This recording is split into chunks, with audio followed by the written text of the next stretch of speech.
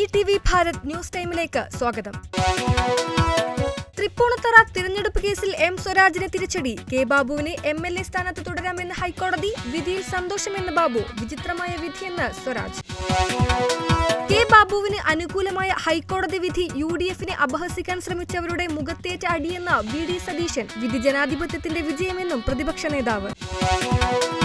റംസാൻ, വിഷു ചന്തകൾ നടത്താൻ കൺസ്യൂമർ ഫെഡിന് ഉപാധികളോടെ അനുമതി നൽകി ഹൈക്കോടതി. വിപണന മേളകളെ സർക്കാർ യാതൊരു തരത്തിലും തെരഞ്ഞെടുപ്പ് പ്രചാരണത്തിന് ഉപയോഗിക്കരുതെന്നും പെരുമാറ്റച്ചട്ട ലംഘനം കണ്ടെത്തിയാൽ തെരഞ്ഞെടുപ്പ് കമ്മീഷന് ഇടപെടാനുള്ള പൂർണ്ണ സ്വാതന്ത്ര്യമുണ്ടെന്നും കോടതി.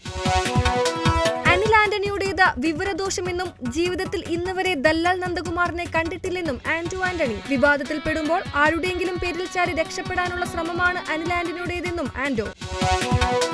കോൺഗ്രസ് പ്രകടന പത്രികയിൽ പൗരത്വ നിയമത്തിനെതിരെ മിണ്ടാട്ടമില്ലെന്ന് മുഖ്യമന്ത്രി. രാജ്യം തെരഞ്ഞെടുപ്പിനെ കാണുന്നത് അതീവ പ്രാധാന്യത്തോടെ. എല്ലാ മൂല്യങ്ങളും അപകടപ്പെടുന്ന സാഹചര്യം. അവയെല്ലാം സംരക്ഷിക്കപ്പെടണമെന്ന് രാജ്യം ആഗ്രഹിക്കുന്നതായും മുഖ്യമന്ത്രി.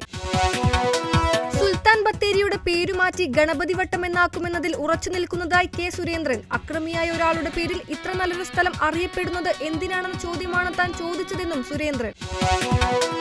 അനധികൃത റിസോർട്ടിൽ ലഹരിപ്പാട്ട് നടത്തിയ കേസിൽ നിന്ന് PV അൻവർ MLA-യെ ഒഴിവാക്കിയതിനെതിരെ ഹൈക്കോടതി നടപടി. അൻവറിനെതിരായ പരാതി പരിശോധിച്ച് തീരുമാനമെടുക്കാൻ ആഭ്യന്തര സെക്രട്ടറിക്ക് നിർദ്ദേശം.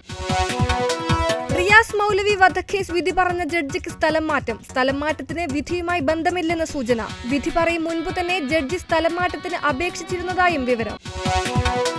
ഡൽഹി മുഖ്യമന്ത്രി അരവിന്ദ് കെജ്രിവാളിന്റെ പ്രൈവറ്റ് സെക്രട്ടറി ഭിബവ് കുമാറിനെ സ്ഥാനത്തുനിന്ന് നീക്കി. നടപടി ഭിബവിന്റെ നിയമനം നിയമവിരുദ്ധവും അസാധുവുമാണെന്ന് ചൂണ്ടിക്കാട്ടി. ഗുജറാത്ത് ടൈറ്റൻസിനെതിരായ തോൽവിക്ക് പിന്നാലെ രാജസ്ഥാൻ റോയൽസ് നായകൻ സഞ്ജു സാംസണ് കനത്ത തിരിച്ചടി. കുറഞ്ഞ ഓവർ നിരക്കിന് 12 ലക്ഷം രൂപ പിഴയിട്ട് BCCI. കുറ്റം ആവർത്തിച്ചാൽ കാത്തിരിക്കുന്നത് വിലക്കുൾപ്പെടെയുള്ള നടപടികൾ.